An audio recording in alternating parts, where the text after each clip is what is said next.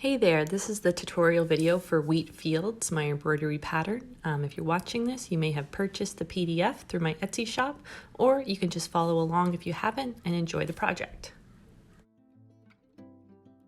Start off by laying your garment down on a flat surface and smooth it out.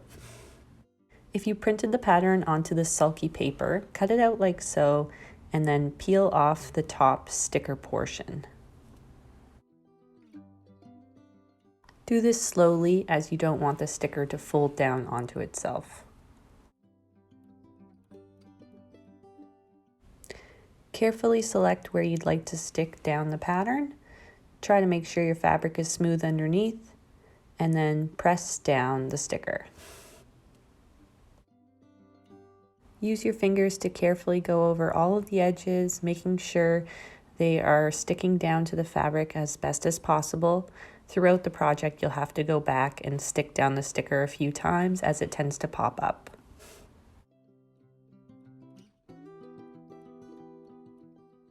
For this project, I'll be using a 4-inch embroidery hoop. This will help me section off spots that I'm embroidering and keep the fabric as nice and tight as possible while I'm stitching. You may choose not to use a hoop if you're working with, say, denim or a thicker material than this linen that I'm using. That's entirely up to you, but the hoop I do find to be a good tool just to keep those sections of garment that you're stitching nice and taut. As you can see, I'm struggling a bit here to get the hoop on.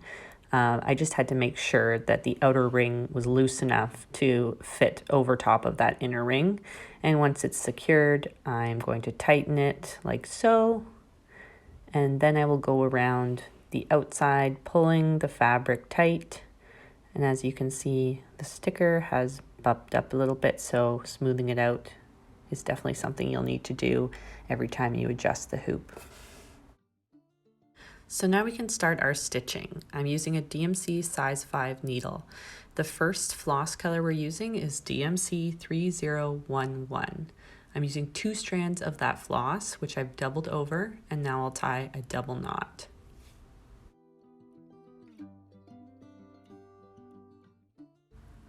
I'm going to be stitching my pattern upside down because it's easier to access the pattern through the top of the shirt. We always start from the underside of the garment. You're wanting to start at the bottom of the first stem, like so. Bring your needle up through the fabric and pull it all the way through. Then you're going to do a stitch about 1 centimeter long and pull that through all the way. Next, you're going to come back up through the underside about 1 centimeter ahead, pull the floss all the way through, and then come back down through the tail end of your previous stitch. This is called back stitch.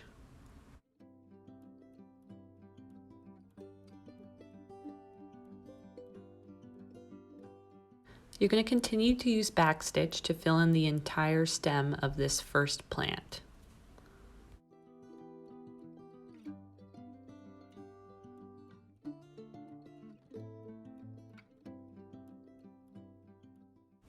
You should now have something like this.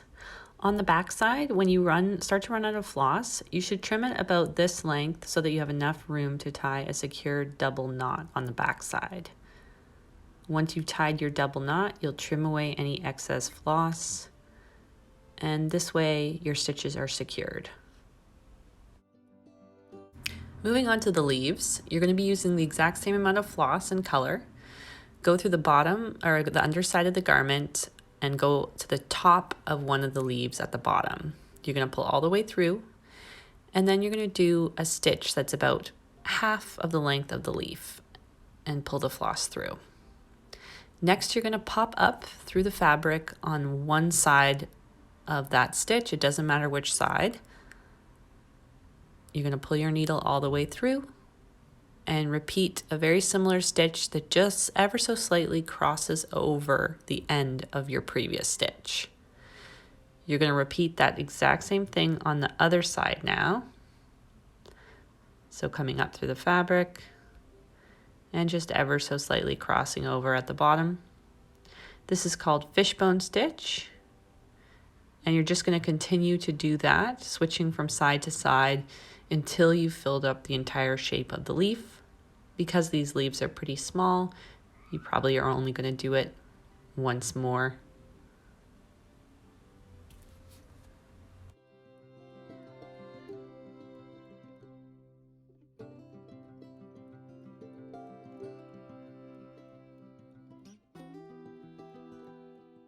So once you have all the leaves done, we're going to switch to the next flower, which is lavender. We're going to use DMC 3364, 2 strands of floss doubled over. Again, you're starting from the underside of the fabric at the bottom of the stem, and you're pulling your floss all the way through. We're going to use back stitch again to complete the stems, and we'll use satin stitch for the leaves.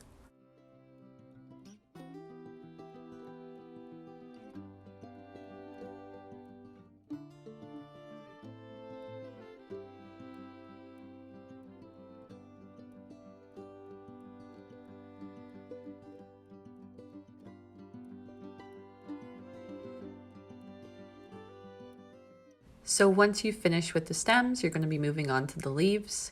You're using the exact same amount of floss, and you're going to start at the top of one of the leaves. You're going to come up through the underside of the fabric, and you'll use satin stitch to just do nice long stitches to fill in the shape of the leaf. So that means you're filling the entire space. And in this case, these leaves are so thin that you'll probably just use 2 to 3 stitches to fill them in.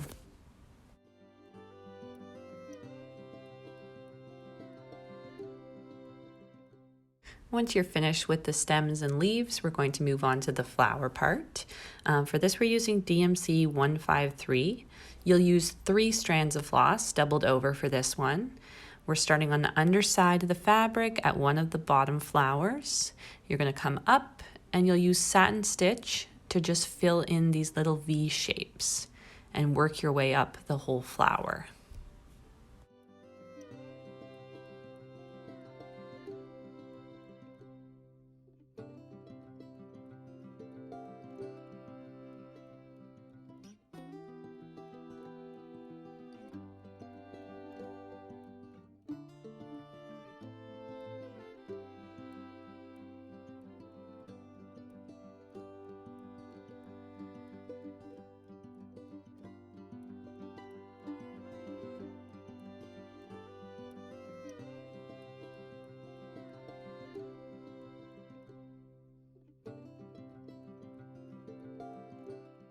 When you're finished, yours should look something like this.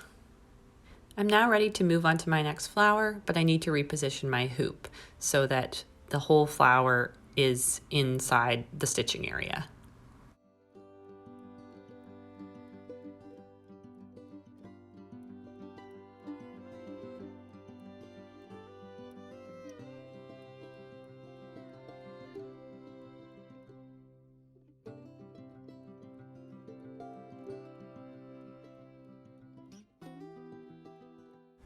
So for my daisies, I'm going to be using DMC 3013, 2 strands of floss doubled over, and I'm going to climb up that stem just using that back stitch again.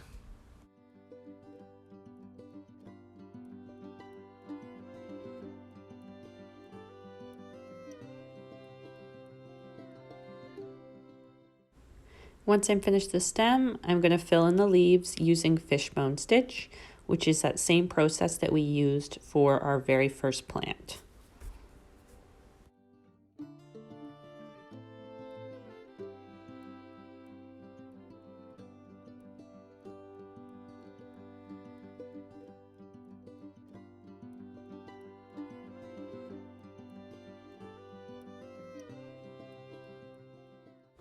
Moving on to the daisy petals, I'm going to be using DMC 712, and in this case I'm using all 6 strands of floss, doubled over and tied in a double knot. I'm coming up through the fabric, and I'm doing satin stitches that fill in the shape of the petal and length. Now you're going to be using a lot of floss here, so it could get a little bit bunchy. If it does, just pull the floss back up through and bring it back down again And you can use your needle to like sort of guide and smooth out the floss if it does get bunchy. For the daisy centers, you'll be using DMC 781, 2 strands of floss doubled over. You come up through the underside of the fabric, and then using your non-dominant hand, hold the floss so you can wrap the needle once. And then put the needle back down through just beside where you came up. Hold the floss with your non-dominant hand, and then pull all the way through. This is called a French knot. Sometimes people do 2 wraps for a French knot, but in this case, we're just going to do 1. So you're going to repeat the process, coming up through the fabric, using your non-dominant hand, wrap the needle, and then poke it through just beside where you came up. This is a really tricky stitch, so it may take a few attempts. And you're just going to use these French knots to fill in the rest of the daisy centers till they look like this. Moving on to the wheat, we are going to be using DMC 422. You're just using 1 strand of floss doubled over, and you're going to be using that familiar back stitch to complete the stems. For the leaves, you're going to be using the exact same amount of floss and color, and you're going to be using fishbone stitch. It's sort of like an elongated one because these are such thin, narrow leaves. So again, you're just going halfway down the leaf and then popping up on one side or the other and crossing over and then completing that same stitch on the other side until you finish filling in the shape.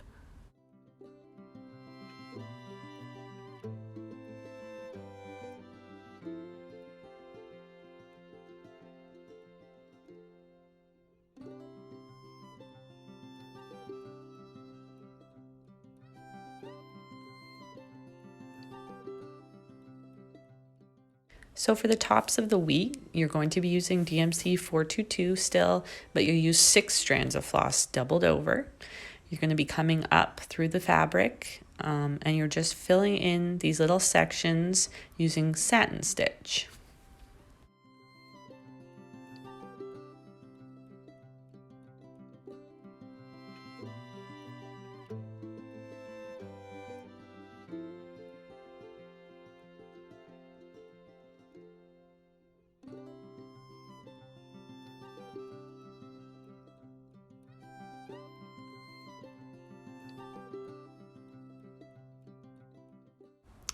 Great job. So once you finish that, you'll be moving on to the next flower. You're going to start with DMC 3362, 2 strands of floss doubled over, and just like before, we're using our back stitch to work the stems. And then you can use satin stitch to fill in those little leaves. For the flower petals, I'll use DMC 3064, 3 strands of floss doubled over. I'm going to come up through one of the petals, and I'm just filling it in using satin stitch, and I'm going around the whole flower, just filling in those little petals.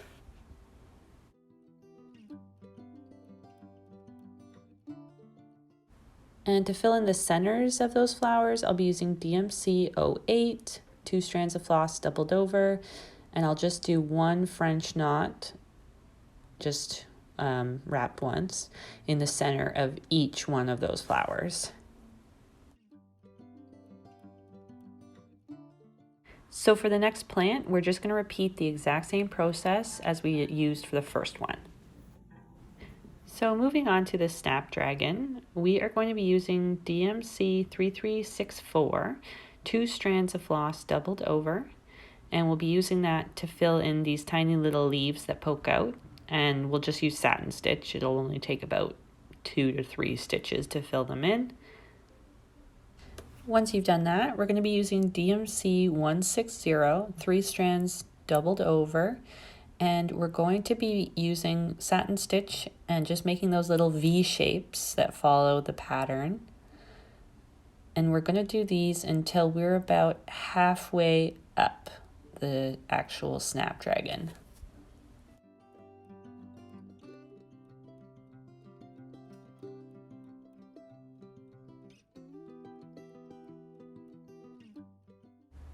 So I went a little more than halfway up, but that's okay. Next, you're going to use DMC 159, 3 strands of floss doubled over, and just repeat that exact same process of filling in those little satin stitches, and you're just going to fill in the rest of the Snapdragon.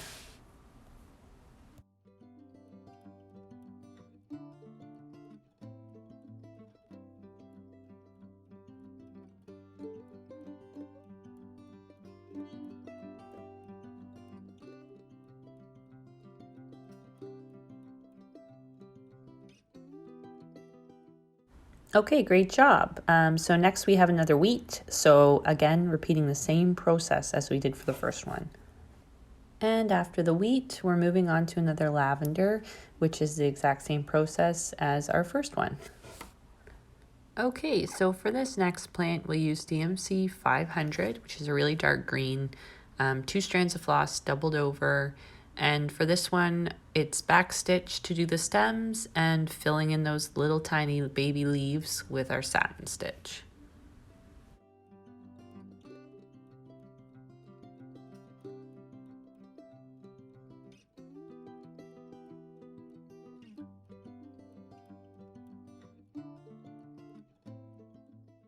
After you finish with that, the final 2 plants are repeats of what we've done before. So again, just use the exact same process. Now that you're all finished with the stitching part, it's time to wash off the sticky stabilizer. To do this, submerge your garment in lukewarm water and start to rub away at the stabilizer. It will take a little bit of effort to get this off. It dissolves in the water, but I find you really have to rub it and even wash it a few times to get all of the sticky glue away.